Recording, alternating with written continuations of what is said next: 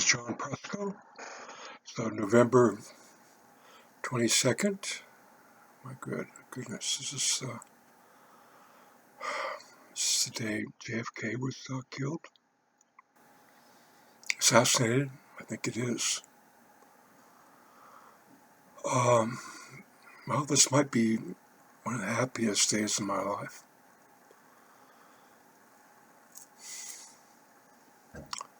45 minutes or an hour ago, I'm looking at my Facebook, and Marianne Thoraldson accepted my friendship.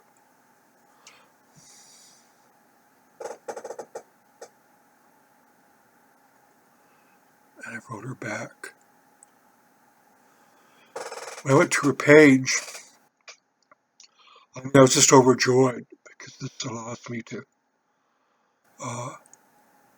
complete some things that are undone. I chose to speak rather than write. I'm going to write it in a letter to them both, my ex-wife and my ex-daughter-in-law, Britt Murray. That's her husband's name. So I go to Marianne Thoraldson's Facebook page, and right at the top, there's a video about Black Lives Matters demonstrating in Marin City. And I'm just going, I mean, of all the things that I expected or didn't expect, I was just blown away. Absolutely blown away, because this was the next thing on my agenda in these posts I'm making on Royal Rosamond Press. I just posted on the Prussians wanting to buy California. It looks like my Ken John Fremont and Jesse Benton Fremont and Thomas Hart Benton, Senator, were in on this. Senator Thomas Hart Benton was a lawyer of John Astor. And it looks like John Astor was behind this purchase of California and the people he knew. Absolutely astounding. I found all this morning. I found a letter from a Prussian and Rions to Buns. German names I haven't memorized as of yet. This information has come to me in the last couple of days. It's truly astounding. So I wrote this history into my novel, The Royal Janitor.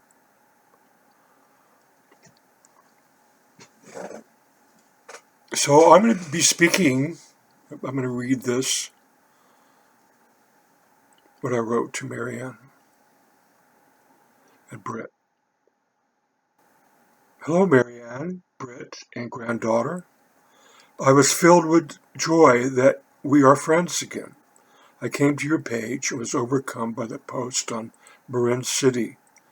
My next move is to link this with my discovery the Prussians were trying to buy California.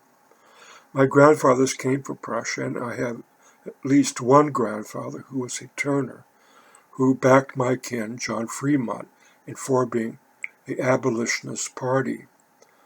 My late sister married into the Benton family. I made this post for a Black Panther group. I believe Black Lives Matter can get funding from the Buck Foundation.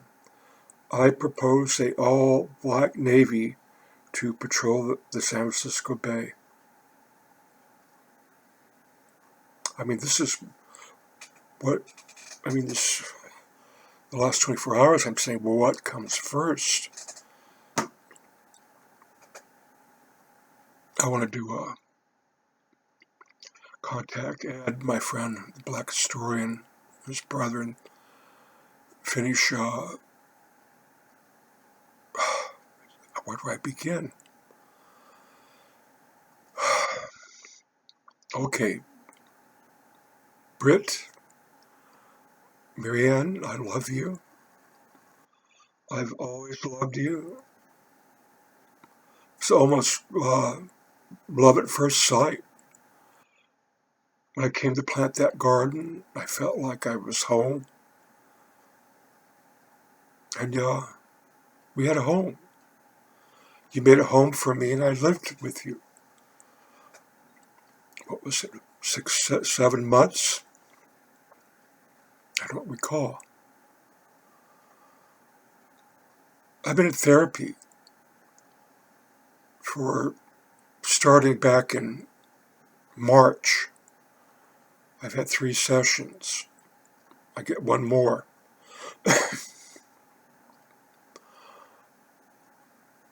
What I got in touch with a couple of days ago was my PTSD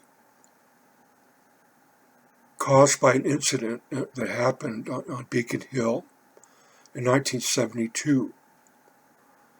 I ended up taking the mafia to court.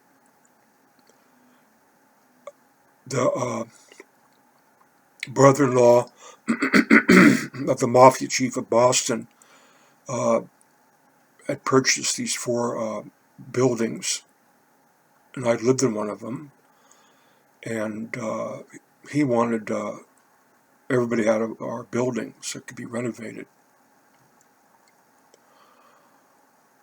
A socialist started a legal battle with Judge Brutolini, who oversaw the child custody battle with your father, Brett. When I walked into court and saw who it was, I couldn't believe it. I was absolutely floored. I said, what is he doing here? I suffer from out-of-body experiences because of what happened and other abuse in my life. They made a attempt on my life. They gave these thugs a bunch of methadone to come kill me. They kicked down the door of the manager's office. And I heard the door being kicked in, and I heard the cries of the black Labrador puppy that they were butchering and wiping its blood all over the walls. I came rushing down, hearing the puppy crying all the way down 4 flights of stairs. It was just a very hard thing for me to talk about, but I got to talk about it. Because it's so relative. And so now it has come time. And you'll see, I mean, I'm getting chills. How ironic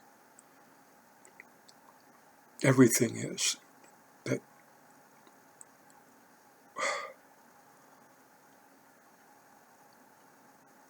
what I experienced when I came in, my friends came downstairs and saved me. They came at me with bloody knives. First they tried to get me into the apartment that squatters had moved in. And they brought the puppy in there. I was moved upstairs by my attorney.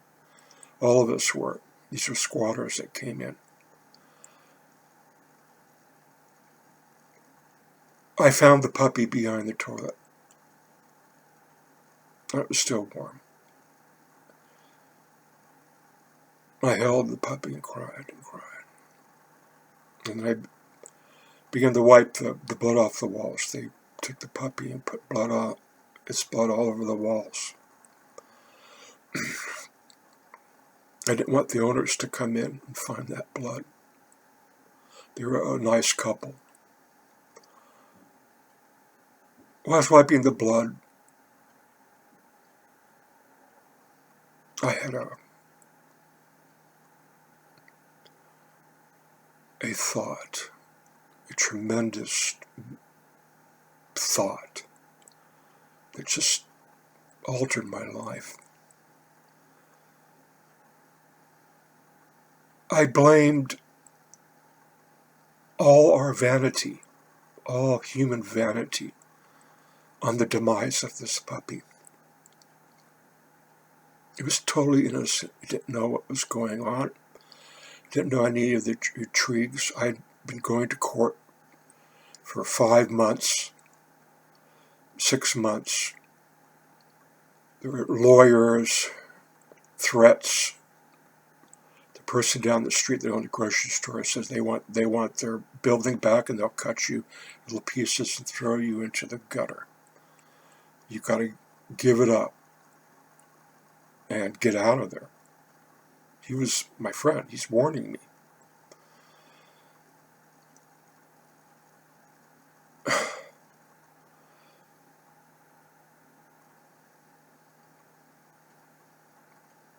Shaheed was a black man, black jazz musician, 5-generation slave of Louisiana, as was his wife, Sharina. They were into black Islam. They were black Muslims who would try to incorporate Christianity with Islam. This is 1972. We went to an art gallery to do a video for a series for PBS, Religion in America. And the Watergate thing was just starting, and someone held up a sign, "No politics." And I said, "We're out of here. We can't talk about our spirituality without politics, because it's, we're talking about civil rights. We're talking about emancipation of slaves. We're talking about the destruction of African religions when they were taken here against our country." So they're not talk about the remedy and just talk what? What are we supposed to be talking about? Well, you don't get to tell us what to talk about because you wouldn't be here. You would have been interested in if you hadn't heard our conversations.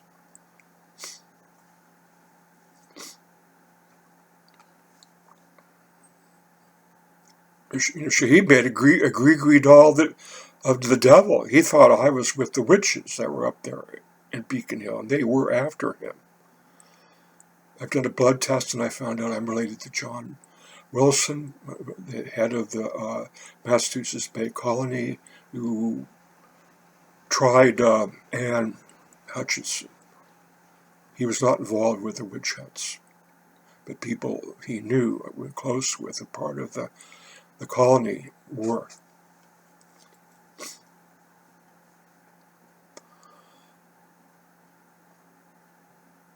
So I'm wiping the blood off the wall, and I hated all of it. I hated the politics, I hated the religion, I hated all the reasons that we had been playing with. And these games destroyed the life of that puppy. That's what I believed. And I was truly sorry for my part in it. It was a shameful thing to happen. Such a shameful thing. Horrible thing. The owners came in, you saw me wiping the blood off, and they picked up this stick with nails in it, and he was going to hit me with it. And someone jumped in and stopped him and said, "No, he stopped. He's prevented. He tried to save your puppy." It's horrible. I came close to dying. My blood could have been on that wall. I could have been found dead in a puddle of blood.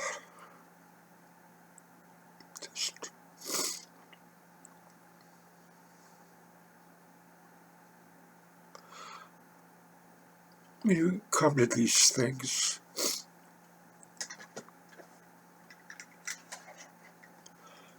You leave your body, you leave your soul, you leave everything.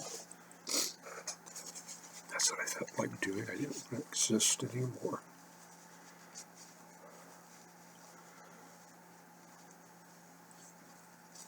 I didn't know I had a near-death experience when I was 20, when I was 1967, where I died and came back.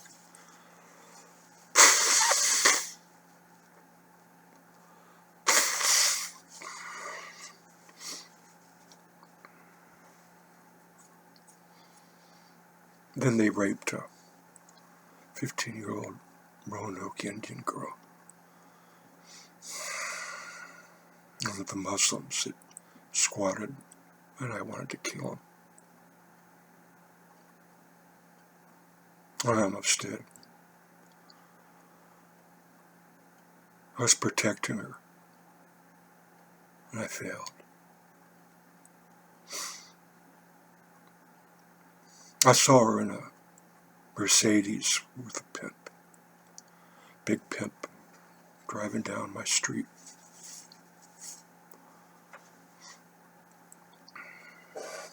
Anderson Street. That was it.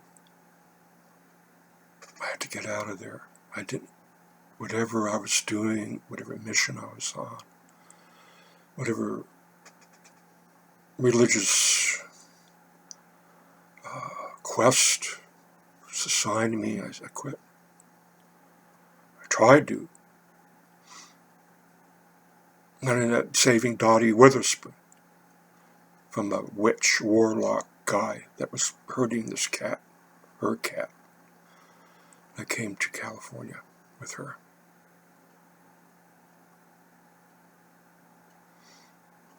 And she wanted a dog. I said, I want a dog. I said, I want a dog. She didn't like California. I don't blame her. We should never have left. We lived together. So she got Benjamin, born on the 4th of July. Beautiful dog. Beautiful dog. He's a coonhound. Like you see in South Carolina. Like you see with Reese Witherspoon in Sweet Georgia, in that movie. That's the dog we had.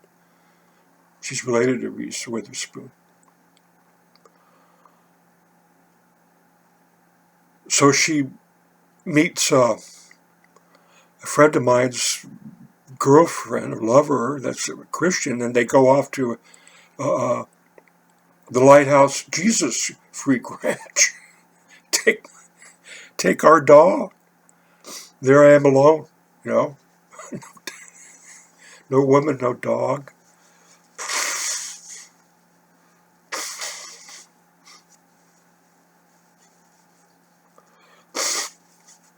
So then I meet Gloria. What does Gloria want? A Labrador. She wants a black Labrador. That's her favorite dog. I'm going, I don't want a dog. I insist. I had a beautiful black Labrador, and I put a pack on it. I walk around Telegraph Avenue.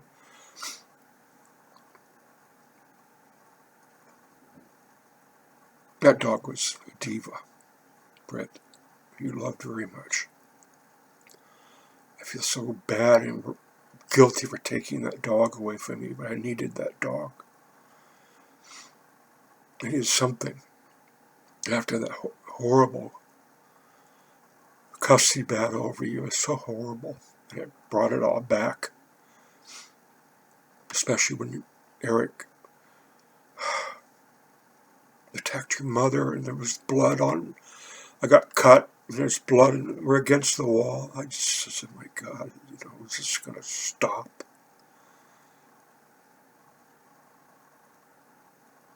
That was it,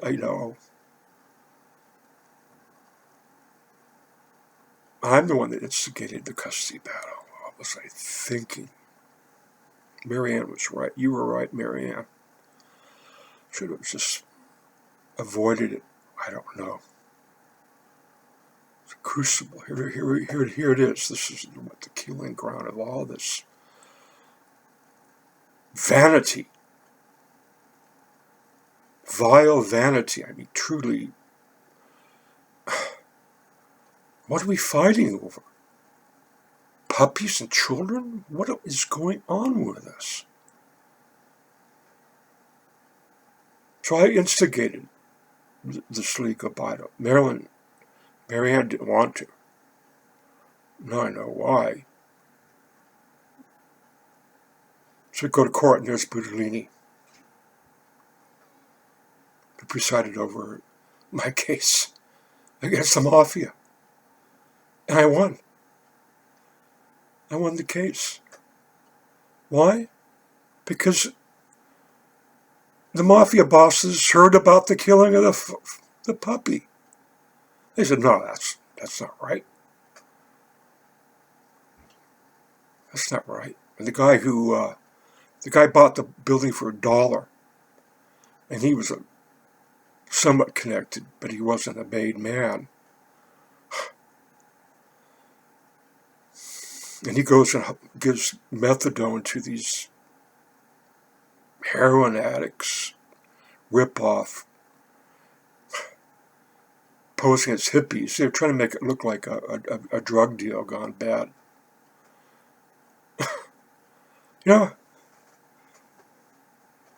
People aren't smart. They really try to get away with things all the time. And I get caught all the time. And I felt trapped. I felt absolutely, when I saw Butalini up there, I felt trapped. And I was afraid. I said, why is he here? Why is he in Oakland? Why isn't he on the bench in Boston? And I'm going, my God, did they threaten him? Because they don't like to lose? And he ruled against them? Is that why he's here?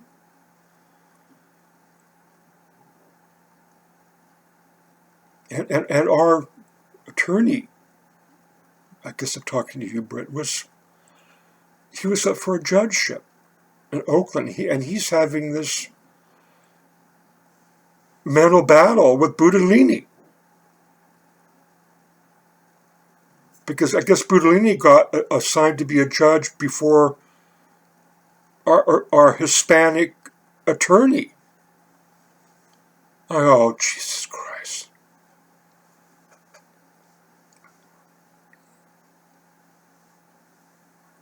I bailed, Britt. I bailed. I said, Marianne, I got to get out of here. I can't take this. I can't handle this.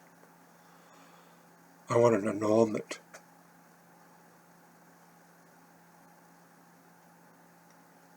Butalini wanted me to testify about me.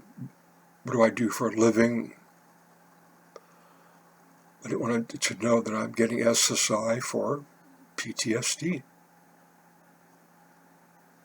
I'm ashamed of that. I was afraid that because of that, Marianne would lose custody of you, Britt. That's what I was afraid was going to happen. And I didn't see any resolve with Eric and your father or anybody. I bailed. And I'm so sorry. I know you loved me. I think you still do.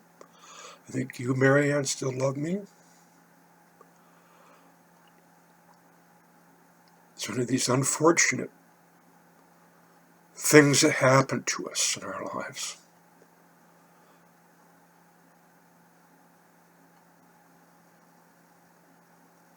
I'm taking a stance and dealing with it. I'm back in therapy. This woman downstairs has hurt my cats, kicked them, put her dog on them. I was bringing it all back. She had read some things on my blog. She was torturing me and my animals. These neighborhood cats that walked around the corner with me, the block. People are jealous of me.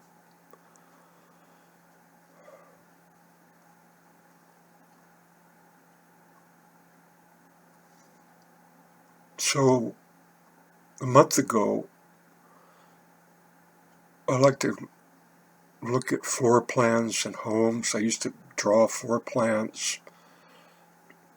That's what you saw, Marianne, when you saw my drawings of Atlantis. It was a hobby. Architecture is a hobby. So when I got my newspaper, I got busy with my newspaper, I wasn't doing the drawing, so I would get on my phone here, look at Zillow, I look for places, Coos Bay, Boston, and I found one on 55 Anderson Street. I said, okay, that's where I want to live. See, because I have the ability to hypnotize myself and leave my body, so when I go to sleep, I imagine I'm living in these places. People who go through traumas like I have invent these incredible survival skills. Yeah, talents, gifts, you know. So I'm not putting it together. Why would I want to go back to 50 Anderson Street? After we won their battle, my black neighbors wanted to get guns because they were going to sell the building in an auction.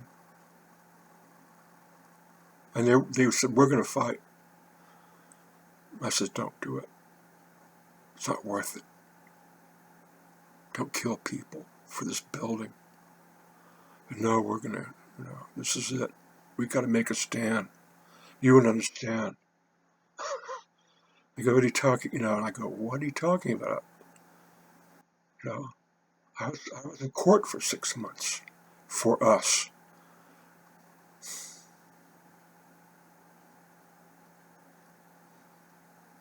I did this tarot card reading to say whether we should go or leave. And when I'm doing this, there's the tower. The people that bought the building come in. And there's 4 of them, and they're a family. And they're just looking at me as I'm sitting on the floor with the tarot card. And there's the black Muslim neighbors, descendants of slaves, Louisiana. And it's like they're all in this little room,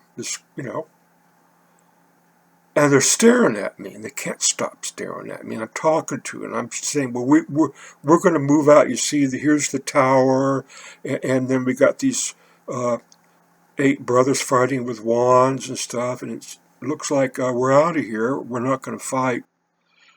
And I go, why are you staring at me? He says, our sister just got married, and you look just like him. You look just like our new brother-in-law. It's like not somewhat like him. It looks like you're an identical twin. I says, you're shitting me. No. Well, this has gone on 30 minutes. And I'm glad I was going to try to write it out. But no, I wanted it to be where the emotions were real. Because what I felt. No, I just want to finish about that apartment I kept looking at. There was a store down the street. Beautiful store. I said, that's perfect. 150 feet 50 feet away is a store. I could work on my books and then go get some. They advertised all these food, chicken sandwiches, hot dogs. I don't need a car to go shopping. I never put it together that that's a store that I used to go in and was given a warning. Give up the building, John. I didn't put that together until after a month, until about 3 days ago, and I went into a whole PTSD thing. And it's recorded on my blog. I connected with Edgar Allan Poe, the Black Cat, my walk-in, all this stuff. So Marianne, thank you for accepting me as a friend, and I will not make any trouble. I swear. We're all in trouble now, but I hope my post on the Marin sailors is helpful. I hope you can use that, Brett. And I just want to say what prompted me to make this video right now and this message to you. Again, I want to say I love you. I love you both. You were my dear family, and I feel like I've come home again after all these years. That's what it felt like. I'm sorry I abandoned you and deserted you. I truly am. All right. This is going to turn out very good for us. We really deserve it to be like that. Okay.